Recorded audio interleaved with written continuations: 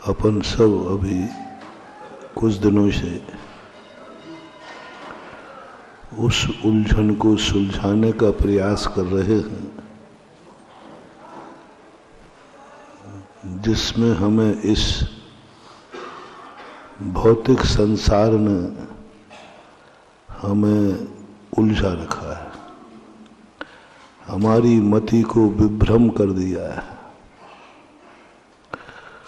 कुछ तो हमारी भूल के कारण हम मकड़ी के जाल में व्यक्ति फंस जाता है और स्वयं मकड़ी के समान दूसरों को फंसाने के लिए जाल बुनता है। अंत में वह स्वयं उस जाल में फंस करके तड़पता है। कभी कभी दूसरों के द्वारा उलझा दिया जाता है, कभी कभी अज्ञानता के कारण से उलझ जाता है। भगवान परम उपकारी हैं, अपना स्वहित छोड़ करके हमारे लिए कुछ रास्ते बता गए। जितने भी भगवान बनते हैं वे अपने कल्याण के लिए बनते हैं।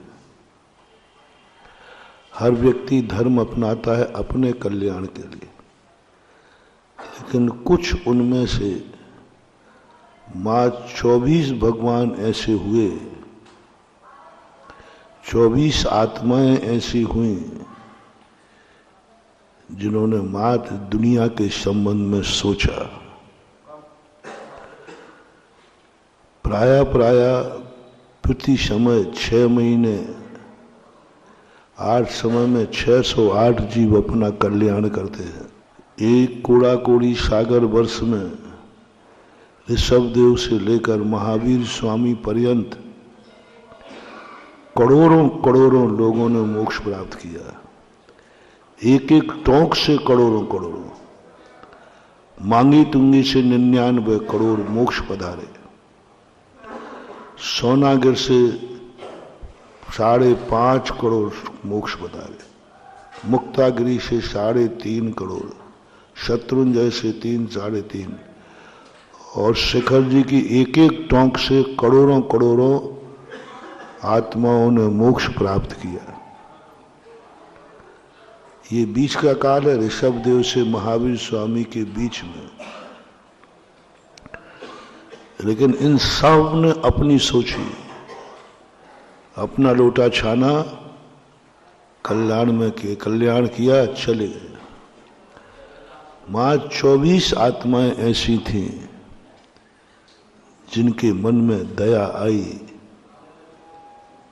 इन 24 आत्माओं में मां की ममता थी, पिता का दुलार था, दुनिया से अनुराग था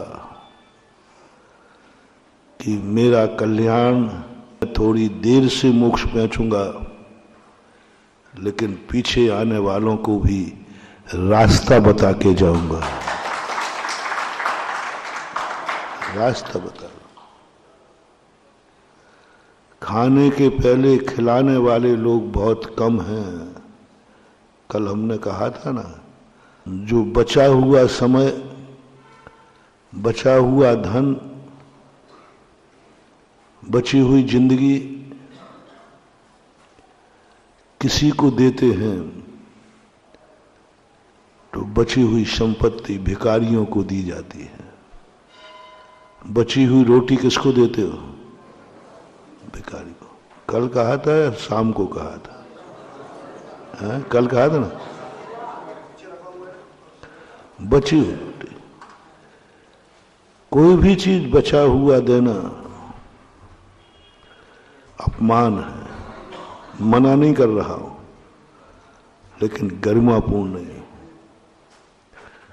धर्म को भी तुम लोग बचा हुआ, महाराज पहले संसार भोग लूं, अच्छा जब बुढ़ापे में जिंदगी बचेगी, उस लायक नहीं रहेगी, फिर आप बताना कि मुझे क्या धर्म करना है।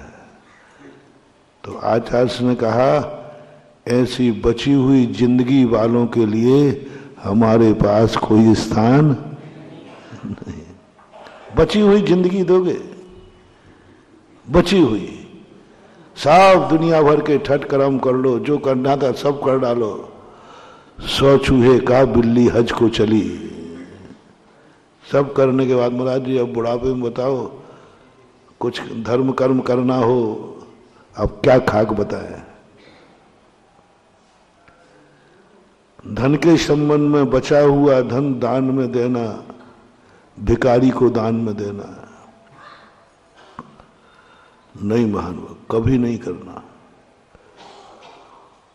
बचा हुआ धन, बची हुई जिंदगी आपने उपयोग में लो, प्रारंभ का सब कुछ दान में दो। खर्च करने के पहले दान दो, खर्च के बाद बचा हुआ नहीं, बचा हुआ नहीं। आपको मालूम है कि आज मैं 1 लाख खर्च करूंगा, उसमें से कुछ ना कुछ, मैं कुछ भी उसकी मर्यादा नहीं बांध रहा हूं, पहले निकालने का भाव आना चाहिए। 1% सही, ½ % सही, 1 रुपया सही, 1 दाना सही, काल में 1 मिनट सही, क्षेत्र में 1 फुट सही, शब्द द्रव्य में अपना उपादान, किसी भी कार्य करने की शक्ति यदि आप में है, मैं 5 रूप से तुम्हारे लिए बता देता हूं। योग्यता, तुम्हारी कितने अच्छे कार्य करने की योग्यता है, ये निर्णय तुम करो। तुम्हारी मन में तुम कितनी अच्छी बातें सोच सकते हो, तुम्हारी आंखें देख सकती हैं। आपका दिमाग अच्छा है कि नहीं, कि बिगड़ा हुआ है। मेरे पास एक अस्पताल का अभी इस चतुर्मास में एक आइडेंटिटी कार्ड मेरा पता मिल गया है। किसी का दिमाग खराब हो तो मेरी अप्रोच है आगरा के पागल खाने में, चतुर्मास करके आया हूं ना। किसी को लगे कि हमारा दिमाग खराब है तो अप्रोच मैं करा दूंगा, वो भर्ती कर। क्या ऐसा लग रहा है तुम्हें कि तुम्हारा दिमाग खराब है कि तुम्हारा दिमाग अच्छा है? अपने अपने दिमाग की बात बोलो, अपने अपने मन की बात बोलो। किस व्यक्ति को अपने मन पर गर्व है? कौन व्यक्ति अपने मन को सौभाग्यशाली मानता है? लोग मन की बहुत बुराई करते हैं, मन बहुत चंचल है, मन बहुत बेकार है, ये मन ही नहीं लगता, ये मन ही खतरनाक है। और मैं तुमसे पूछना चाहता हूं कि तुम्हें अपने मन पर, दिमाग पर कभी गर्व महसूस हुआ? मेरी सोच पर, मेरे दिमाग पर, मेरे मन पर मुझे बहुत गर्व है। ये मन ने ही मेरी जिंदगी बनाई है। जो कुछ भी आज मैं सुखी हूं, जो कुछ भी आज हूं, इस अच्छे सोच की बदौलत है। मैं अपने मन को कभी नहीं कोसता। मेरा हर पुण्य पुण्यानुबंधी पुण्य है। मुझे मेरे मन पर इतना गर्व है, इतना गर्व है कि इस मन में आज तक खोटी बात नहीं आई। आज तक इस मन में किसी का बुरा नहीं विचारा। आज तक इस मन ने किसी का बुरा नहीं विचारा। आज तक कभी इस मन में खोटे विचार नहीं आए। परिस्थितियां अलग चीज है, परिस्थिति के संबंध में सोचना अलग चीज है। गाली सुनकर के मन में विकल्प आना अलग चीज है, लेकिन मन में गाली देने का भाव नहीं आया। अंतर समझना। मान लो किसी ने मुझे गाली दी तो थोड़ी देर के लिए मन व्याकुल हो सकता है। एक बात। दूसरा, गाली देने का भाव नहीं आना, दोनों में से श्रेष्ठ क्या है? गाली सुनकर के खेद आ गया, आ सकता है। ये गंदे आदमी का सोच नहीं है। किसी को किसी कर्म ने दुख दिया, वो दुखी हो गया। किसी ने गाली दी, वो दुखी हो गया। किसी ने परेशान किया, वो दुखी हो गया। ये गलत आदमी न समझना। देखो, ये गाली सुनकर के गुस्सा कर रहा है, अभी उसको गलत मत कहो। सुनकर कर रहा है ना, गाली सुनकर कर रहा है, समझना, डिफरेंस समझना। देखो, ये गुस्सा कर रहा है, क्यों कर रहा है? बोले इसको किसी ने गाली दे दी, इसको किसी ने थप्पड़ मार दिया, इसका कोई व्यक्ति बुरा विचार रहा है, इसलिए रो रहा है। क्या इतने मात्र से हम उसे गलत आदमी कह दें? बोलो, नहीं कह सकते। तुम्हारी तो छोड़ो, थोड़ी देर के लिए ये बात को मेरे में भी पाई जाए। दुख आने पर मैं भी दुखी दिख सकता हूं। भावलिंगी जैसे मुनिराज भी क्षण मात्र को थोड़ा विकल्प आ सकता है।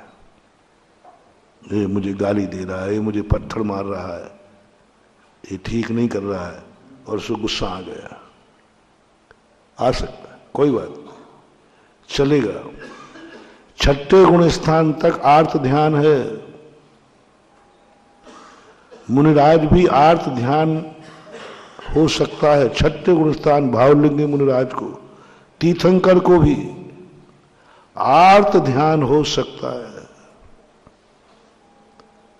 इष्ट का वियोग, अनिष्ट का संयोग, पीड़ा चिंतन, ये तीन ध्यान आर्त ध्यान है। आर और ध्यान दोनों बुरे कहे गए, लेकिन तीन आर्त ध्यान मुनि महाराज को भी हो सकता है। पीड़ा चिंतन, तकलीफ हो जाए तो महाराज को पीड़ा हो सकती है। आंख में आंसू भी आ सकता है, आ सकता है। सामायिक बिगड़ सकती है, पीड़ा हो सकती है। इतनी तकलीफ हो गई कि सामायिक भी बिगड़ गई। किस कारण बिगड़ी सामायिक? इन महाराज की सामायिक बिगड़ गई, अभी बुरा मत कहना। किस कारण बिगड़ी? तकलीफ बहुत थी। बुखार 104 डिग्री था, कमर में दर्द था, बहुत सिर में पीड़ा थी, और वो सामायिक नहीं कर पाए। क्या आप ऐसे मुनिराज को भ्रष्ट कहने का दुस्साहस करोगे? समझना, नहीं करना। सामायिक नहीं हुई है, पक्का है। प्रतिक्रमण नहीं हुआ है, पक्का है। इतने मात्र से साधुता खंडित नहीं हुई। कारण बताओ क्या था? बोले तकलीफ बहुत थी, बैठ ही नहीं पा रहे। इतनी तकलीफ है कि माला फेरने में माला ही नहीं उठा पा रहे। इतनी वेदना है। जैनागम कहता है, भली चर्या पूर्णता निर्दोष नहीं पाली गई, तो भी अभी ये अपने मुनिपन में फैल नहीं है, क्योंकि वेदना है। पीड़ा चिंतन, इतनी बड़ी पीड़ा हो सकती है कि चर्या में बाधा पड़ सकती है, लेकिन पीड़ा के कारण, वेदना के कारण चीख निकल सकती है मुनि महाराज के मुख से। तकलीफ हो गई, आंख में आंसू भी आ सकता है, और चीख भी सकते हैं, चिल्ला भी सकते हैं, मेरा सिर फट रहा है, मेरे घोड़े में दर्द हो रहा है, मेरे पेट में दर्द हो रहा है, XYZ। चिल्ला भी सकते हैं, लोटपोट कर रहे हैं, सब कुछ कर रहे हैं। भूल गए सामायिक, भूल गए, कुछ भी याद नहीं है, होश ही नहीं है, पिछी लगाया नहीं, भूल गए। इतनी वेदना हुई, पिछी भूल गए, थोड़ा और कठिन करो, सब कुछ भूल रहे हैं, इतनी वेदना है। पिछील उठाना भूल गए, पिछील लगाना ही भूल गए। इतने पर भी आप अभी उनको मुनि पद से रहित मत मानना, अभी भी वे मुनि महाराज हैं। क्या भूल गए हैं? पिछी। क्या भूल गए? सामयिक का समय। सामयिक का समय हो गया, महाराज माला फेरो, नहीं फेर रहे, चिल्ला रहे, सामयिक नहीं कर रहे, कह दिया अपन ने सामयिक करो, चिल्ला रहे, वेदना। रात में मौन है, चिल्ला रहे हैं, वेदना इतनी है। अब देखना, सामयिक भूल गए, प्रतिक्रमण नहीं कर रहे, पिछी भूल रहे, रात में चिल्ला रहे, खूब जोर से चिल्ला रहे। आप मुनि पद से रहित मत मानना महानुभाव, क्योंकि वे सब कुछ किस लिए भूल रहे हैं? कारण जानना, पीड़ा के कारण। इतनी पीड़ा है, अनकॉन्शियस होते जा रहे हैं, अनकॉन्शियस होते जा रहे हैं। लो अंतिम बात कहता हूं, कोमा में चले गए, बेहोशी में चले गए, पैरालिसिस हो गया, ब्रेन हेमरेज हो गया। ये सब संभावनाएं हैं कि नहीं? It may be possible. गिर जाए, सिर पर लग सकती है चोट, अनकॉन्शियस हो जाए, तो भी महानुभाव उनको मुनि पने से रहित मत मानना। अभी भी वो मुनि हैं, उनका गुणस्थान छठा सातवां है, अभी भी वो भावलिंगी हैं। क्या उन्होंने छोड़ा है कि छूट गया है? छूट गया अपने आप, छोड़ा तो नहीं। मुझे नहीं चाहिए पीछे, मुझे नहीं करना सामयिक, सब मैं छोड़ दूं, ऐसा भाव तो नहीं किया। कौन सा? बेहोशी और कामा में भी मुनि व्रत रह सकता है। बेहोशी मुनि महाराज कामा में चले गए, अभी भी उनका छठा सातवां गुणस्थान चल रहा है, जैसे सोते समय। सोते समय कौन सा होश रहता है? कोई होश नहीं रहता। फिर भी सोते समय साधु सो रहा है, अब उनको ना तो पीछे पता है कहां रखी है, निद्रा में, और नींद में सामयिक का भी ध्यान भूल गए, निद्रा में, प्रमाद में।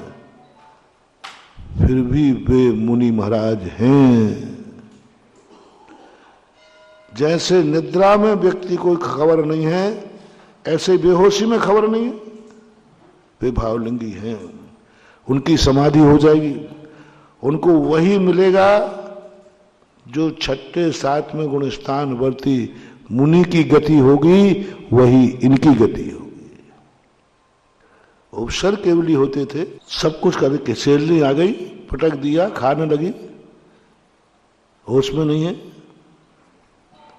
फिर भी उनका धर्म चल रहा है, फिर भी धर्मात्मा। सम्यक दर्शन बेहोश वाले को होता नहीं है, लेकिन बेहोशी में सम्यक दर्शन रह सकता है। 2 दिन पहले प्रश्न आया था ना कि व्यक्ति का जिंदगी भर का मंदिर आने का नियम था, लेकिन यदि वो कौमा में चला गया तो महाराज फिर क्या होगा? क्या उसका नियम टूट गया? नहीं मानो। बहुत बड़ी रहस्य की बात बता रहा हूं, सारी दुनिया सुने आप लोगों की धारणाओं पर। मंदिर का नियम लिया था, बिना जिंदगी में मैं खाऊंगा नहीं, मंदिर का पानी नहीं पीऊंगा, बेहोश हो गया, उसका नियम नहीं टूटा, नियम पल रहा है। देव दर्शन उसने तोड़ा नहीं है, कामा में जाने छूट गया, उसको प्रतिदिन देव दर्शन का पुण्य उसके खाते में जा रहा है। देव दर्शन का पुण्य उसके खाते में जा रहा। हाँ, एक्स्ट्रा नहीं कर पा रहा है। एक्स्ट्रा यानी यदि वो होश में होता तो शायद और भी शुद्धि बढ़ा लेता, होता तो शायद और एक माला फेर लेता। वो एक्स्ट्रा तो नहीं मिलेगा, लेकिन जो देव दर्शन का नियम का बोनस है वो उसके खाते में जिंदगी के अंतिम श्वास तक मिलेगा, चाहे भली वह मंदिर नहीं आ रहा है। इसलिए कॉमा में, पैरालिसिस में, किसी भी चीज में व्यक्ति का कोई नियम टूटता नहीं है। कारण बस जानना है, क्या कारण है। पैरालिसिस हो गया, मंदिर नहीं आ पाएगा, कोई नियम नहीं टूटा, कोई नियम नहीं टूटा। तोड़ना नहीं, तोड़ना नहीं।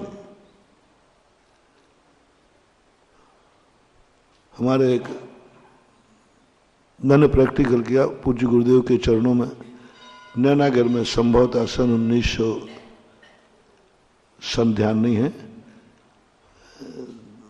82-83 कोई घटना है। एक एलक जी थे,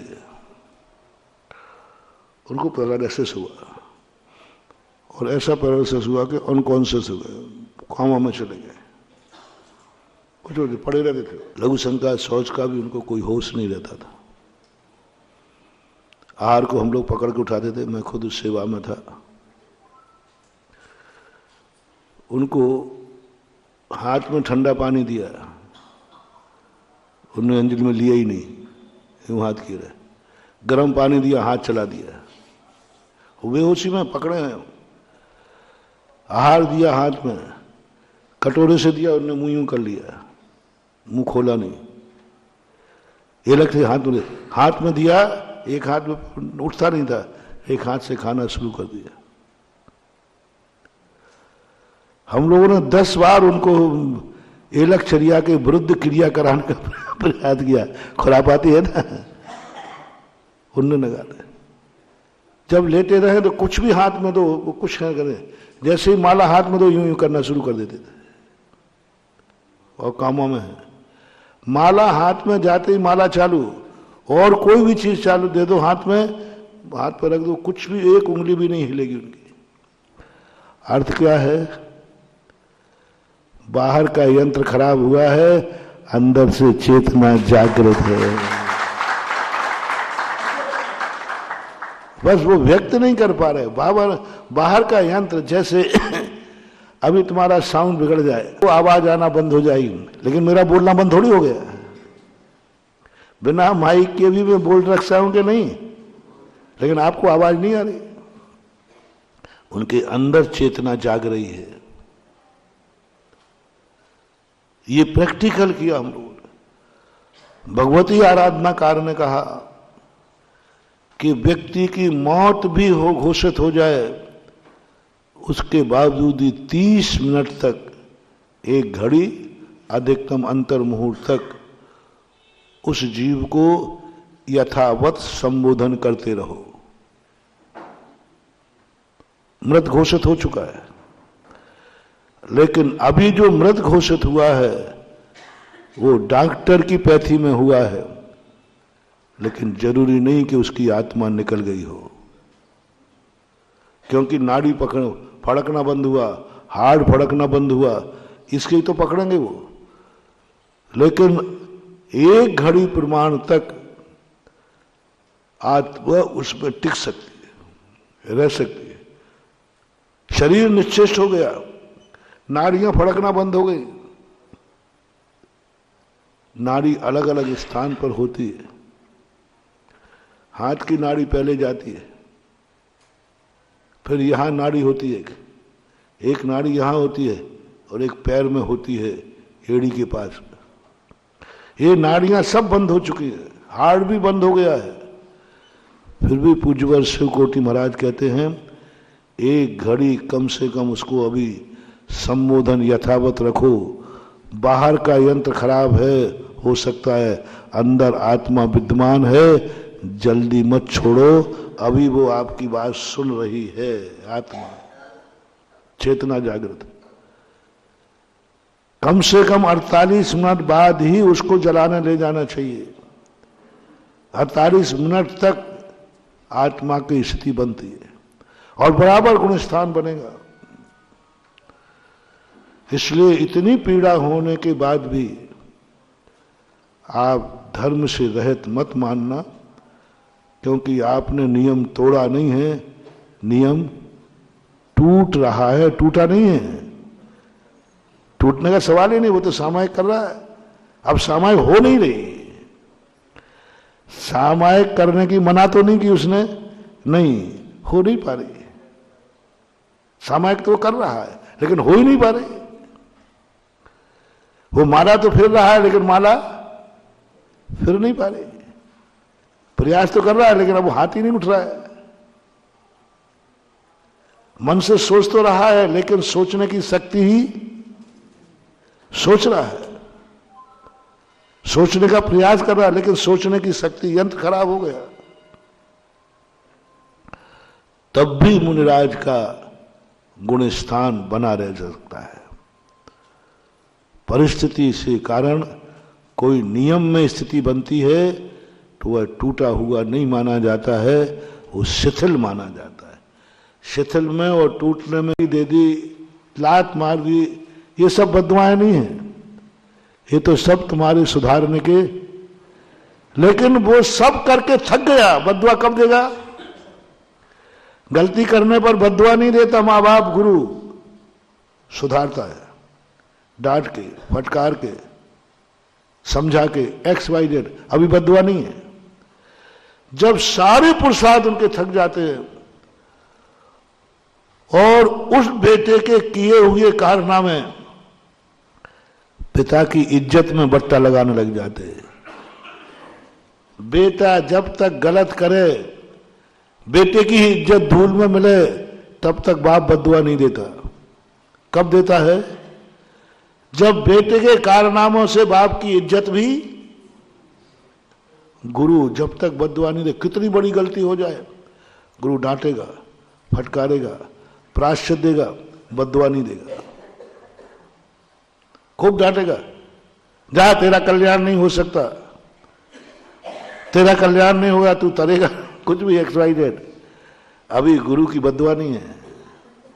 ये सब फटकार प्रायश्चित के अंतर्गत शिष्य को सुधारने के लिए कहा गया। गुरु कब बद्दुआ देगा? सारे उपाय अपनाने के बाद शिष्य गड़बड़ कर रहा है, लांछन गुरु पर लग रहा है।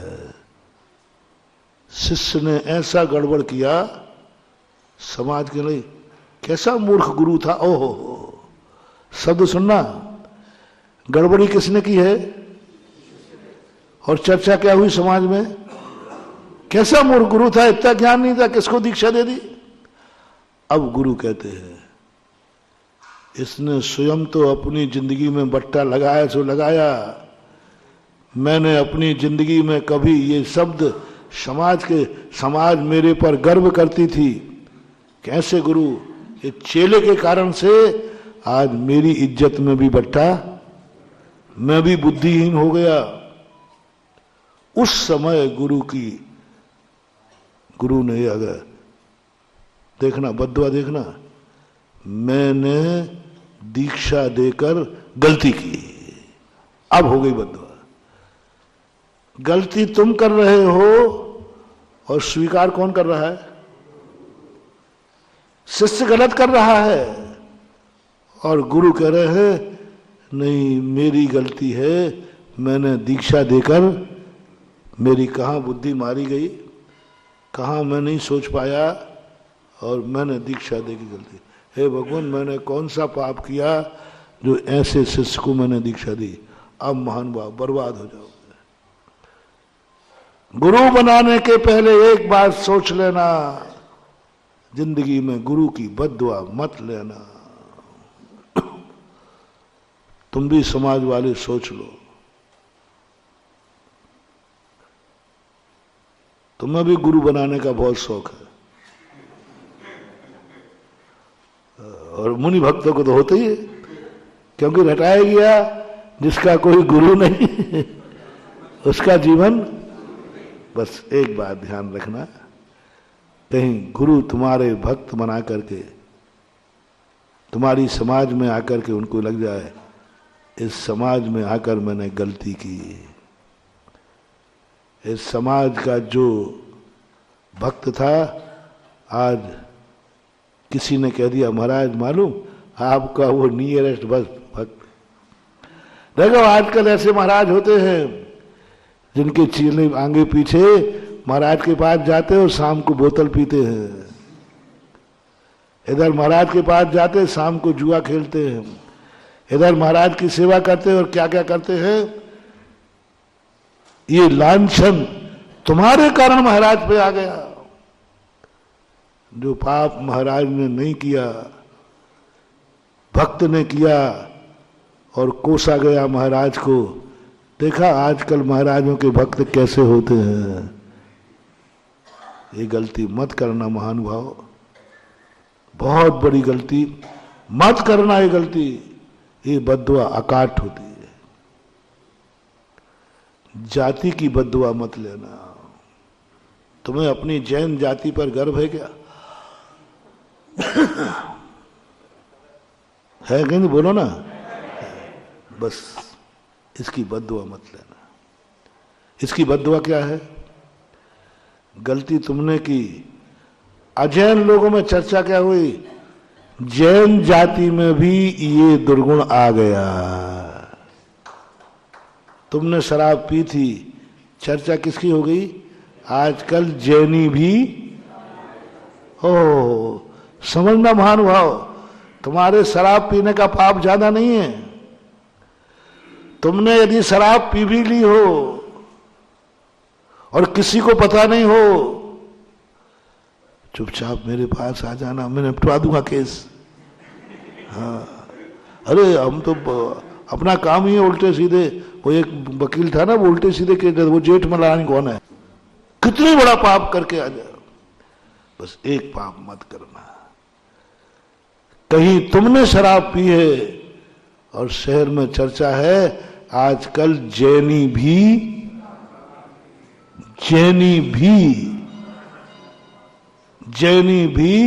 अंडे खाने लगे हैं, जैनी भी शराब पीने लगे हैं, जैनी भी रात में भोजन करने लगे हैं। जैनी भी अन्य जाति में नहीं आएगा कि फलानी जाति वाले भी रात में खाने लगे, क्योंकि तो सदा से खाते आए, उनके बाप दादे खाते आए। अब तुम्हारे कारनामों से कितना बड़ा अनर्थ हुआ। कौन बदनाम हुआ? मानुआ। जाओ 100 भवों तक तुम जैन जाति तो क्या, जैन तुम्हारा पड़ोसी भी नहीं होगा, कभी नहीं मिलेगा, क्योंकि तुमने एक बार जैन जाति की बद्दुआ ली थी। ब्रिटिश के अंदर मीटिंग हुई पार्लियामेंट में कि भारत में एक जैन जाति है, वो रात में नहीं खाती है। तो प्रस्ताव पास हुआ जैनियों को जिस दिन अस्त होने के पहले 1 घंटे की छूट दी जाए। क्या गौरव था। जो दुश्मन अंग्रेज कहे मरो तो मरो, वो तो किसी पे दया करने वाले थे नहीं। उन्होंने कहा साहब जैनी मर जाएंगे लेकिन रात में नहीं खाएंगे। तो पार्लियामेंट में प्रस्ताव पास किया जैनी को 1 घंटे पहले छुट्टी दी जाए, उसकी पूर्ति 1 घंटे पहले बुलाया जाए या बाद में बुलाया, पर छुट्टी भोजन के लिए दी जाए। देखो जैन भोजन के लिए। इंग्लैंड के अंदर जैन शब्द की पार्लियामेंट में शब्द घूमा कि जैनी का एक लक्षण है वो रात में छुट्टी मिलती थी। एक दिन एक ऑफिसर था, उनका जाओ साहब जैन साहब आपका समय हो गया, भोजन करो फिर बाद में आके अपन काम कर लेंगे, बाद में आ जाना अपन बैठ के कर लेंगे। हुआ कानपुर का, और क्या करूंगा। नहीं साहब हम बाद में, तो अभी कर लीजिए फिर भोजन। बोले हमें तो रात में चलता है। बड़ा ऑफिसर था, उसने कहा रात में चलता है, अब हो तो जैनी? बोले हाँ साहब जैनी है।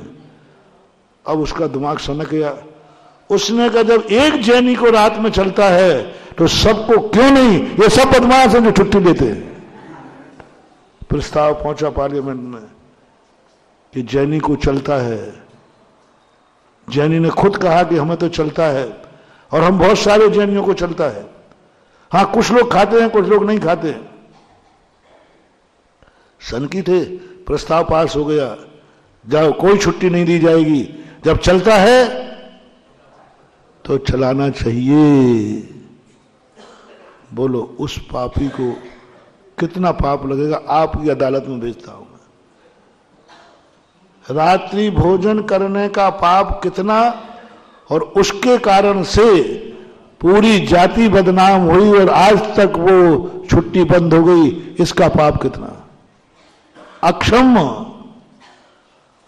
यदि तू रात में खाता था, आके खा लेता उनके सामने, तो वही बोलता हाँ साहब जा रहा हूं। आप लोग बहुत बड़ी गलती करते हो महानुभाव।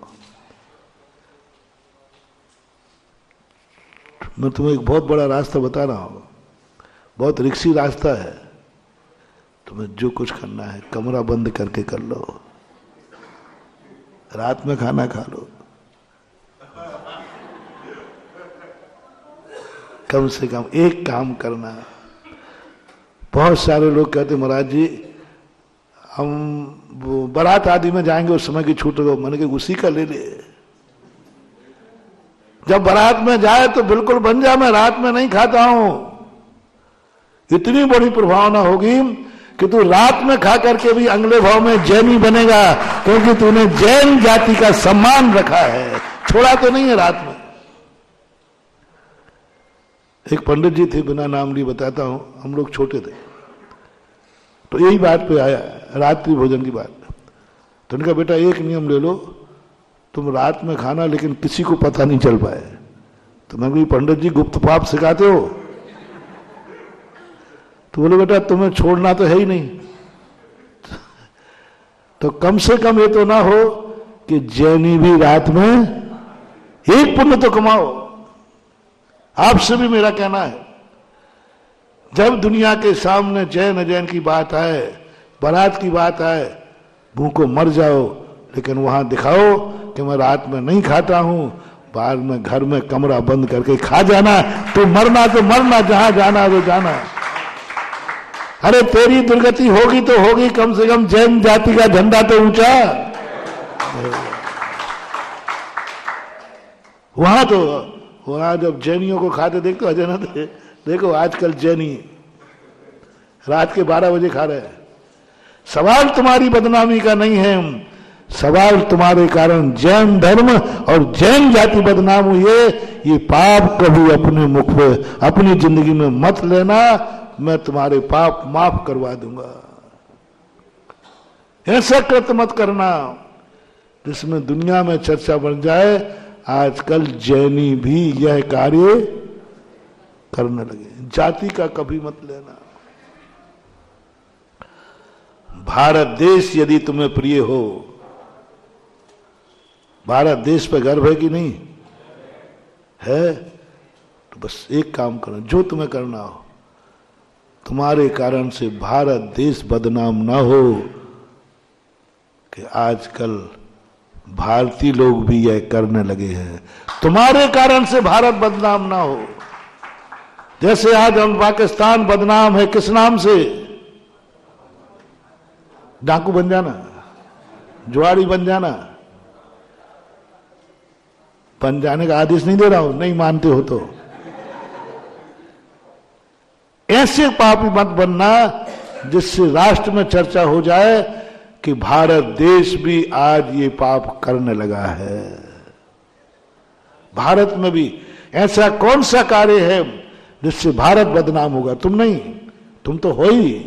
तुम्हारे कारण से देश बदनाम हो जाए। यदि ये बद्दुआ तुमने नहीं ली है तो तुमने कुछ भी किया हो, तुम्हारा पुनः भारत में जन्म होने की संभावना पूरी पूरी है। मात्र एक ध्यान रखा, मैं अपने किसी कुकृत के कारण देश को बदनाम नहीं होने दूंगा। मैं अपने कुकृत के कारण जाति को बदनाम नहीं होने दूंगा। मैं अपने कारण किसी रिश्तेदार को बदनाम नहीं होने दूंगा, परिवार को नहीं, माँ बाप को नहीं, गुरु को नहीं। बस इतना सा ध्यान रखो, तुम्हें जो करना है सो करो। ये अभिशाप जो मैंने बता दिए, ये अभिशाप अकाट्य है, अपनों का अभिशाप, अपनों की बद्दुआ।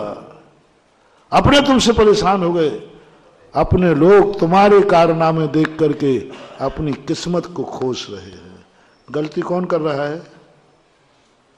बेटा। कर्म कौन ठोक रहा है? बाप। कि मैंने कौन से पाप किए। देखो पाप कौन कर रहा है, समझना। पाप कौन कर रहा है? बेटा। और पापी कौन बन रहा है? बाप। बाप कह रहा मैंने कौन से पाप किए जो ऐसा बेटा मिला। ये है अभिशाप खतरनाक। इसलिए अपनी बात कर्म की, धर्म की चल रही थी। मन के बोलो, तुम्हारे अपने मन पर तुम्हें गर्व है कि नहीं? मन पर बोलो, मन में कभी ऐसा विचार तो नहीं आया जो विचार अपनों की ही बद्दुआ लेवे? मैं गर्व बता रहा हूं, तो मैंने तो अपने मन की बात बता दी। मेरे मन में कभी ऐसा विचार नहीं आया जो हमारे लोग, जो हमें चाहते हैं और हमारे पूज्य पुरुष, कभी हमारे दिमाग पर बद्दुआ देवें। कहाँ का इसका दिमाग चलता है खोटा। नहीं, मुझे तो नहीं लगा अभी तक। आप बोलो, आपके दिमाग में कभी कोई ऐसी बात आई जिससे उस बात को यदि पता चल जाए तो अपने लोग भी बद्दुआ देंगे? अपने लोग भी बद्दुआ, सुधारने की अपेक्षा बद्दुआ देंगे। आई हो तो निकाल देना, और निकालने के बाद अपने मन पर गर्व करना, मेरा दिमाग बहुत अच्छा है। और अच्छा दिमाग यदि तुम्हारा है तो अच्छी बात बचे हुए दिमाग से मत सोचना। सबसे पहले दिमाग में कोई अच्छी बात सोचना, जिसको तुम सबसे ज्यादा चाहते हो उसकी बात सोचना, जो सर्वश्रेष्ठ हो, क्योंकि तुम्हारा दिमाग अच्छा है। जैसे हम लोगों का दिमाग हमें अच्छा है, बहुत गर्व है हमें, तो सबसे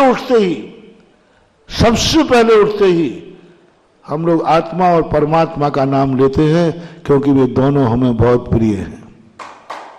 जिसे उठते ही सामायिक करते, उठते ही आत्मा का संशोधन करते, उठते ही, क्योंकि दिमाग पर मुझे गर्व है। नहीं, बाद में नहीं, पर आज हम शाम को करेंगे थके हुए दिमाग से। यदि आपको गर्व है तो सबसे पहले अपने दिमाग को, सबसे पहले कोई अच्छी वस्तु का ध्यान करो, अच्छे व्यक्ति को ध्यान में लाओ, अच्छी बात सोचो। अब तुम्हारे लिए सम्यक दृष्टि को, संसार में सबसे अच्छी वस्तु कौन है? भगवान। सबसे अच्छा कौन? गुरु। सबसे अच्छा क्या? साथ। इसलिए तुम सम्यक दृष्टि हो, सबसे अच्छे हो, तो सबसे पहले हम शुरुआत भगवान के नाम से करेंगे। जय जिनेन्द्र। पहला दिमाग को, पहला उपयोग करो, क्योंकि आपको गर्व है, आपको गर्व है। और हम इसका अच्छे व्यक्ति से सोच, बाद में नहीं, बचे हुए दिमाग से नहीं।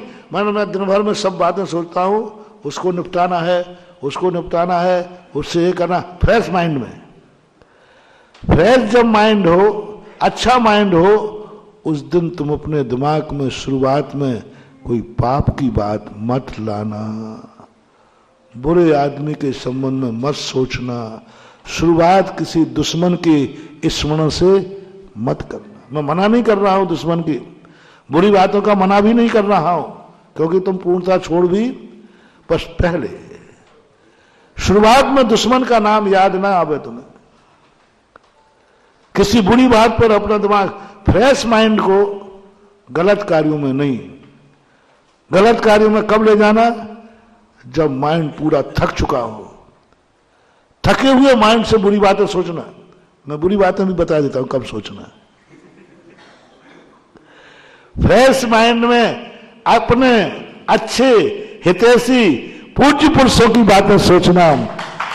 और थके माइंड से जब बिल्कुल मन थक जाए, अब इनमें कोई हिम्मत ही नहीं है, बहुत उस समय दुश्मन का नाम सोचना, उस समय बुरी बातें सोचना, उस समय तुम्हारे मन में बुरे भाव आने दो, चलेगा, कर ही नहीं पाओगे क्योंकि मन थक गया है।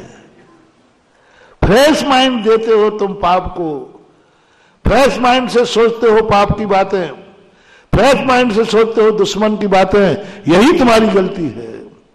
सम्यक दृष्टि भी सोचता है दुश्मनों को, सम्यक दृष्टि के भी बुरे भाव आते हैं, लेकिन फ्रेश माइंड में नहीं, थके माइंड में। फ्रेश माइंड तो भरत चक्रवर्ती भगवान के भजन में देता है। भारत देश ब्रह्म मुहूर्त बोलता है, सुबह उठकर भगवान को देगा माइंड, अच्छी बात सोचेगा, गुरुओं के संबंध में सोचेगा, नमोकार मंत्र की सोचेगा, और फिर जब इसको करते करते मन थक जाएगा, उससे भी थकेगा, फिर सोचेगा अब थोड़ा उसके संबंध में सोच लूं जिसको आज निपटाना है, फिर सोचना। हाँ सोचते, सम्यक दृष्टि यही करते। फिर संसार की बातें सोचेंगे, फिर राग द्वेष की बातें सोचेंगे, फिर पाप की बातें आएंगी, कोई बात नहीं, शुरुआत उसका फायदा ये होगा, फर्स्ट इंप्रेशन इज, बस एक नाम उसकी कॉपी बन जाओ। जब अच्छा काम हो गया है तो चौघड़िया है, चौघड़िया का बताया था ना हमने, चौघड़िया होता है एक ज्योतिष में, पहला चौघड़िया जिसका होता है अंत का चौघड़िया भी उसी का होता है। पहला चौघड़िया लाभ का है तो अंत का भी, ये नियम है। और पहला तुमने अच्छा सोचा है तो जब तुम मरोगे ना, मरते समय अच्छा ही सोचोगे, अच्छा ही आएगा। बीच में जो कहानी है, चलना मेरे लैला मजनू की क्या फर्क पड़ता है, बीच की कहानी कैसे भी हो, पहला पन्ना सही हो, आखिरी का पन्ना सही हो। इकोनॉमिक्स की कॉपी में पास होने का तरीका बता दिया हमने। आर्ट की कॉपी ऐसे ही जचती है। मैंने जांचने वालों से पूछा, इतनी बड़ी कॉपी तुम कैसे जांचते हो? बोले मैं जांची थोड़ी जाती है, साइंस की कॉपी एक एक लाइन से जांची जाती है, और आर्ट की कॉपी पहला पन्ना पढ़ता है ठीक लिखा है, और आखिरी पन्ना पढ़ता है पट्टा नंबर दे देता है। अरे बीच में क्या पढ़ा, अरे क्या लेना देना। ऐसे ही तुम गृहस्थों की बातें हैं, हम लोग साइंस के विद्यार्थी हैं, तुम लोग आर्ट के विद्यार्थी हो। मेरी तो एक एक बात जांची जाती है, एक एक लाइन जांची जाती, एक एक समय पर जांची जाती। 24 घंटे हमारी जांच होती है, क्योंकि साइंस का विद्यार्थी हो, प्रैक्टिकल है, गणित का पेपर है हमारा, तो हम 1 मिनट भी नहीं चूक सकते।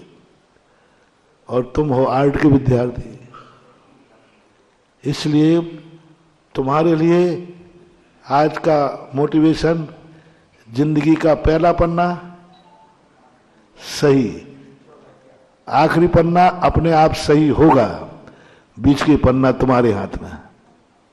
2 पन्ने मेरे अनुसार, 2 पन्ने जो मैंने पढ़ाए हैं वो मेरे अनुसार लिख दो, बाकी बीच में लैला मजनू की कहानी लिख दो, चलेगा, तुम पास हो जाओगे। 2 पन्ने सही करना, 2 पन्ने सही करना। इसलिए सुबह आपको अलग विधि बताई, इसलिए आपको सुबह धर्म ध्यान कहा, शाम को कहा, बीच में क्या कहा? बीच में तुम्हें जो करना हो करो, गृहस्थी के काम करो। महावीर भगवान की जय।